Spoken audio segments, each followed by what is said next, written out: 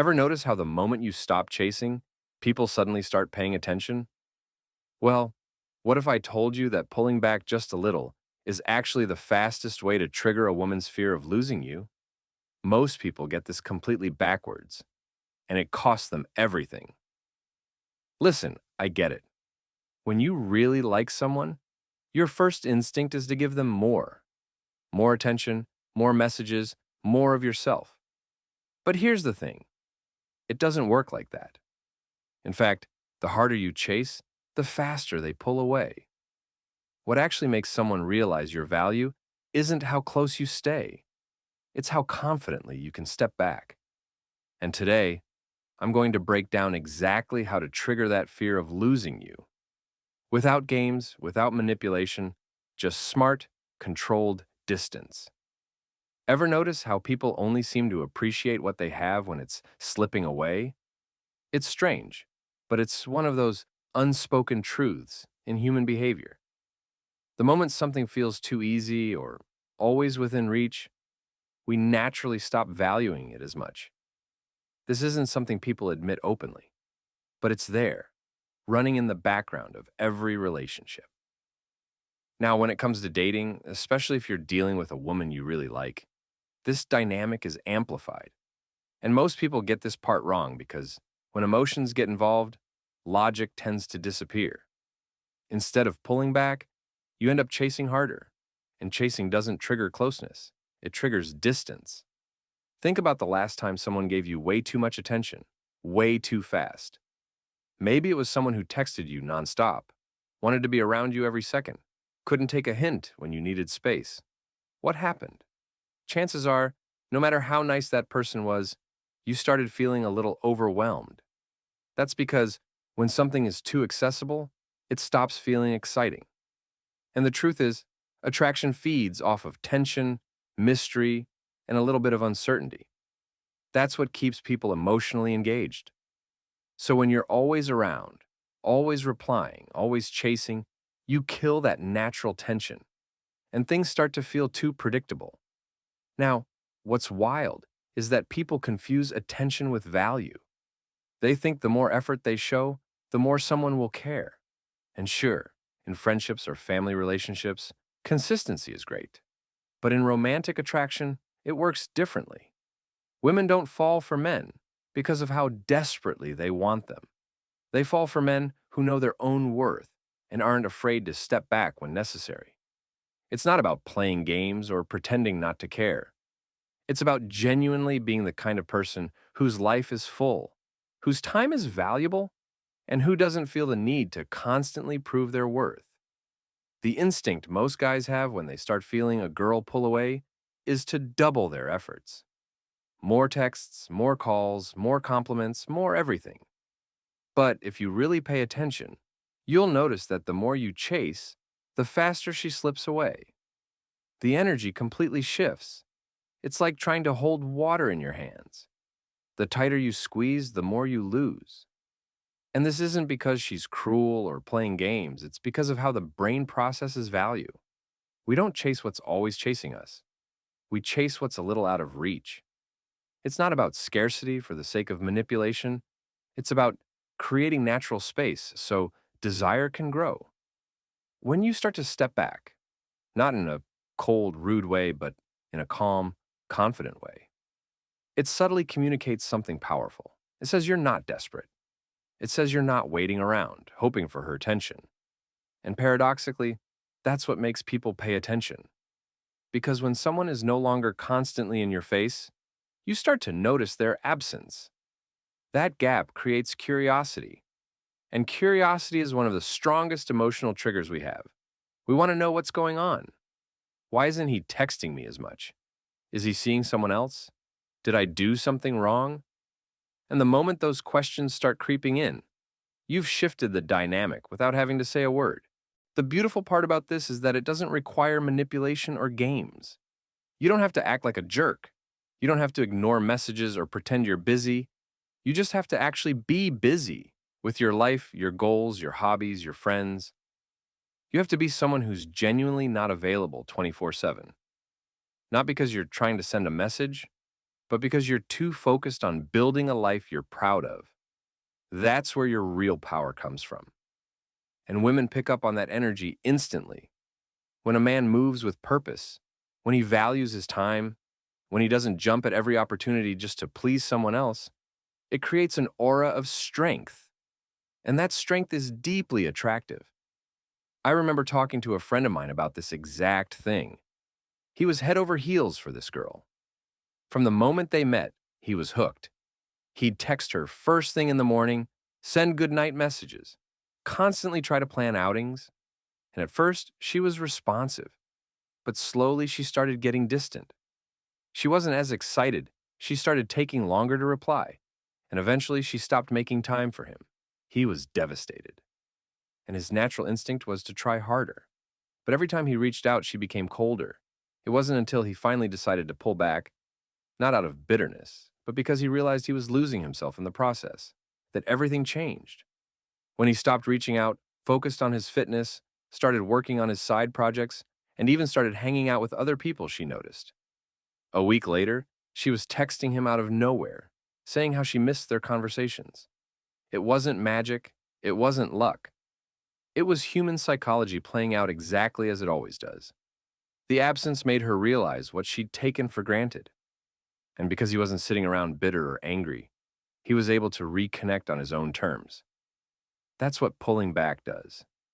It creates room for people to miss you. And if they don't, then you've just saved yourself from wasting time chasing someone who was never fully invested. What most people don't realize is that relationships are built on dynamic energy, not static routines. If everything is always predictable, it stops being interesting. And no matter how attractive you are, no matter how good your intentions, if you're too available too often, you blend into the background. People stop noticing what's always in front of them. It's only when something shifts, when you subtly take a step back, that their attention sharpens. They start wondering, questioning, and suddenly you're no longer ordinary. You've reintroduced a sense of mystery, and mystery pulls people in. Pulling back isn't about disappearing or making someone feel abandoned. It's about giving both people enough space to maintain their individuality. When you crowd someone emotionally, you don't give them the chance to realize how much they actually value you. And it works both ways. The more you obsess, the more you amplify your own insecurities. You start seeking validation through their responses, and when you don't get the reaction you want, it makes you chase harder. That's why stepping back is also healthy for you. It reminds you that your happiness, your peace, your self-worth isn't tied to anyone else's attention. The moment you detach a little, when you stop needing someone to constantly validate your worth, you become magnetic. Because now, you're operating from a position of strength. You're no longer begging for scraps of attention.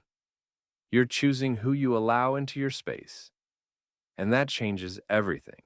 It's not about pretending to care less. It's about actually caring more about yourself. When you get to that point, you'll notice people treating you differently. Not because you're playing games, but because you've raised the standards for how you want to be treated. That's the foundation for creating lasting, genuine attraction. Not through control, but through confidence. Not through chasing, but through calm presence. And the truth is, when a woman senses that she's not your entire world, when she sees that you can live, thrive, and be happy without constant interaction, it flips a switch in her mind. Now she's curious. Now she's a little unsure. And that's exactly where attraction grows. What makes this so effective is that it taps directly into one of the most powerful emotional triggers people have: the fear of loss. We're wired to respond more strongly to potential loss than potential gain. Psychologists call this loss aversion. It means we'll go out of our way to avoid losing something we already have, rather than chasing something new. In relationships, this plays out in subtle ways. When a woman feels like she's got you completely, when there's no risk of losing you, she naturally relaxes her effort. Not because she's a bad person, but because her brain stops registering you as a high-value prize. It assumes, I've got this. No need to work for it anymore. The second you pull back, though, you create that tension again. You bring back the unknown, and suddenly the possibility of losing you feels real. And that little spark of uncertainty is powerful.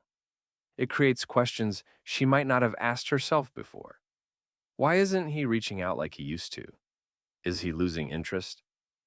Am I not as important as I thought? These aren't always conscious thoughts. Sometimes it's just a feeling, a small pang in the back of her mind that makes her pay attention again. That feeling often grows, especially if she notices you seem perfectly fine without her. You're not sulking, you're not posting sad quotes, you're not fishing for attention. You're out there doing your thing, leveling up, living your life. That's when her curiosity starts to shift into something deeper, fear of losing someone valuable. This is why it's so important that your pullback isn't fake. If you're just pretending to be busy, while secretly obsessing over whether she's noticed you yet, it won't work. People can sense energy. She'll pick up on the fact that you're still emotionally dependent on her reaction. What makes pulling back effective is when it's real, when you're genuinely focused elsewhere, because you know your value doesn't depend on one person's attention. And ironically, that's when you're at your most attractive. Because confidence isn't loud or showy. It's calm. It's in the way you don't need to explain yourself, in how you're good whether she notices or not.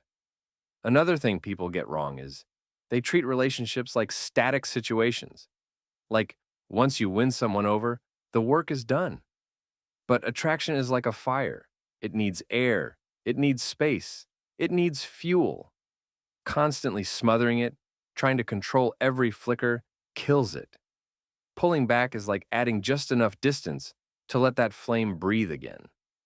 It gives her a chance to reflect, to miss your presence, to think about what your absence feels like. And if she cares, if there's real interest there, she'll feel it. She'll reach out. She'll start to re-engage. And if she doesn't, well, then you've just saved yourself months of chasing someone who was never as invested as you were. This is where self-respect plays a huge role. Because when you value yourself, you don't stick around begging for scraps of attention. You don't lower your standards just to keep someone interested. You know that any relationship worth having is built on mutual effort, mutual attraction, and mutual value. If one person is doing all the chasing, it's not a relationship. It's an arrangement. And arrangements don't satisfy anyone in the long run. You owe it to yourself to be with someone who actually fears losing you, not because you're playing games, but because you bring real value to their life. I've seen this happen in so many real-life situations. One of my friends, Mike, was in a relationship where everything seemed perfect at first. But slowly, his girlfriend started pulling away. She wasn't as affectionate, started canceling plans, stopped initiating conversations. Mike panicked. He started doing more, sending her gifts, planning surprise dates, constantly checking in. And it backfired horribly. The more he pushed, the more she retreated. It wasn't until he finally got fed up and decided to focus on himself again that things shifted. He started hitting the gym harder, focused on his work, spent more time with friends, and completely stopped trying to win her back. Within 2 weeks, she was texting him again, saying how she missed him, how she realized she'd been distant. And it wasn't because of anything he said. It was because of what he didn't say. His absence said it all. It reminded her of his value without him having to spell it out. And when they did reconnect, it was on his terms, not out of desperation, but out of choice. That's what pulling back is supposed to do. It's not about punishing someone or playing mind games. It's about respecting yourself enough to know when to step away and giving the other person space to realize what they're at risk of losing. A lot of people worry that if they pull back, they'll lose the person completely. But the truth is, if someone leaves just because you stopped chasing, they were never really there for you in the first place. People who truly value you won't disappear the moment you stop giving them constant attention. In fact, your distance will often highlight your importance in their life. It'll force them to confront feelings they might have been ignoring. And if it doesn't, you've dodged a bullet. It's better to find out early that someone's not as invested as you are than to waste months, even years, hoping they'll suddenly see your worth. This whole concept works because it respects natural human psychology. We value what's rare. We crave what feels just a little out of reach.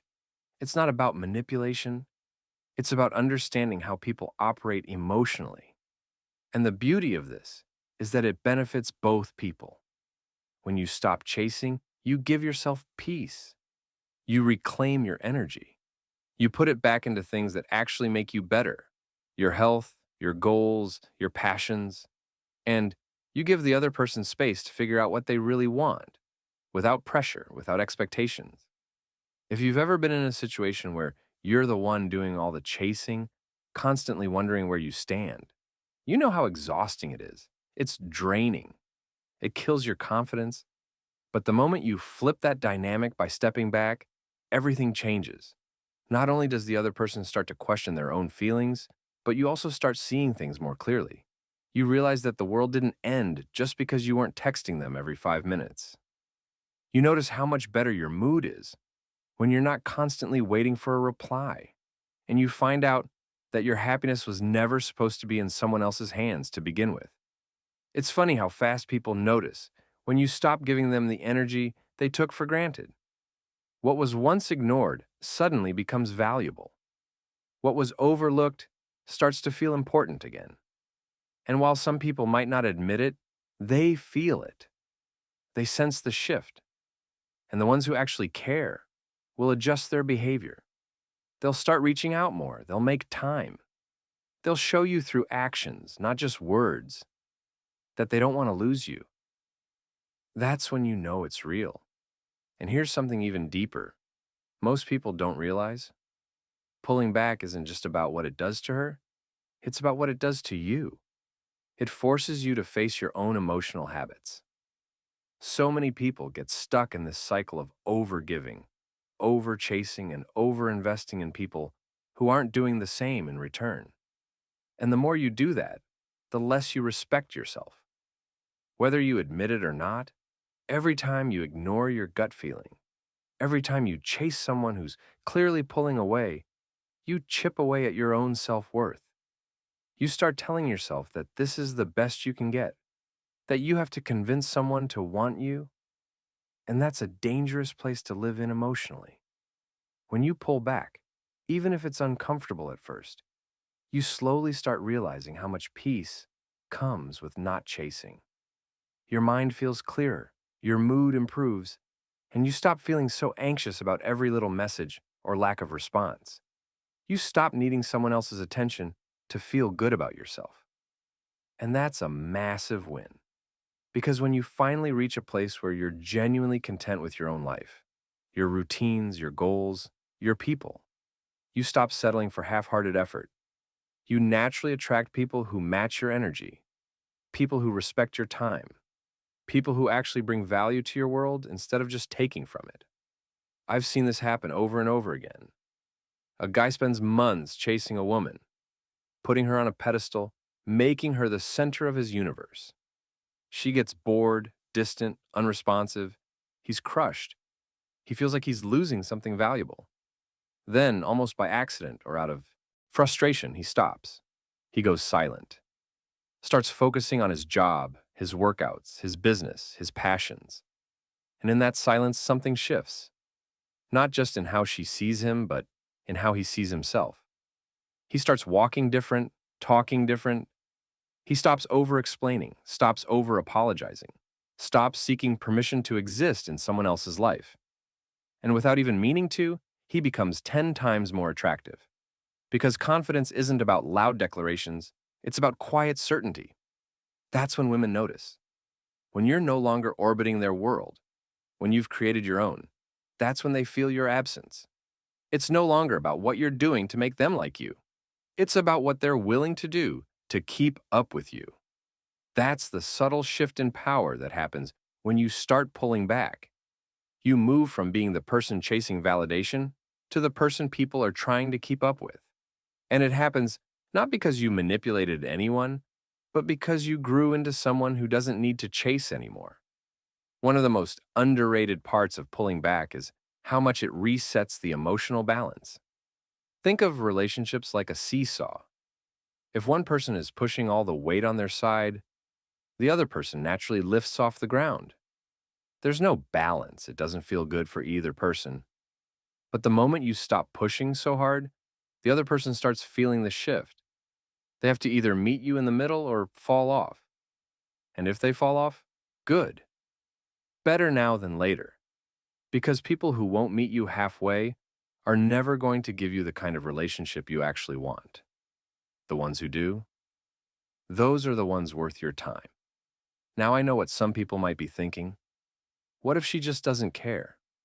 What if I pull back and she disappears for good? And look, that's a valid fear. But if that happens, it's not a loss, it's a win. It means you've avoided wasting more time on someone who wasn't serious about you.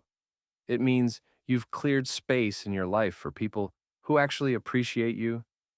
And yeah, it might sting for a minute. Nobody likes feeling rejected or overlooked. But I promise you, the confidence you build by choosing yourself over someone's lukewarm interest is worth way more than temporary attention. Because here's the truth, a woman who genuinely values you will feel it when you pull back.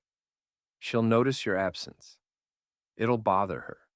She'll check her phone, wondering why your name isn't popping up. She'll remember the good conversations, the laughs, the little things you did that made her feel special. And she'll start to miss it. That's human nature. People don't realize what they have until it's not there anymore. But none of that happens if you're still constantly showing up, still chasing, still making yourself too easy to reach. Scarcity breeds value. Always has, always will. And this isn't about acting cold or heartless. It's about matching energy. If someone's pulling away, you don't close the gap for them. You let them feel the distance. You let them come back on their own terms. Because if you constantly fill in the silence, constantly try to fix the distance, you never give them a chance to realize what life feels like without you in it. And trust me, when you're valuable, that silence gets loud fast. Another thing people get wrong is thinking they have to make a big announcement about pulling back. You don't. You don't need to post passive-aggressive quotes or tell them you're focusing on yourself now. Just do it, quietly, calmly. Focus on yourself without making a scene about it. The right people will notice. The wrong ones will reveal themselves. Either way, you win. Because pulling back isn't about teaching someone a lesson. It's about setting a boundary for yourself. It's about protecting your time, your energy, and your peace. When you shift your focus inward, when you start becoming the main character in your own life again, everything changes. You stop being a background character in someone else's story. You stop waiting for them to text, call, or make plans. You start making moves for yourself. You find new hobbies, you meet new people, you travel, you work out, you create. You build a life that excites you, and that energy is contagious. It radiates from you in ways you can't fake. Women are incredibly intuitive. They can feel when a man is desperate for attention and when he's completely at peace with himself. They can tell when you're chasing them for validation versus when you're offering them the chance to be a part of your world. And the second you stop chasing, stop needing, stop overinvesting, you become a mystery again. And mystery is magnetic. Not because you're trying to be mysterious, but because you're genuinely too focused on your own life to revolve around anyone else's. And this is the part most guys don't see coming. When you genuinely pull back, when you stop chasing, when you stop filling every silence, you realize just how little you actually needed them in the first place. You start noticing how much of your mental space was consumed by overthinking their texts, their moods, their availability. It's like your mind starts breathing again, and you get this clarity, this perspective that wasn't possible when you were too close to the situation.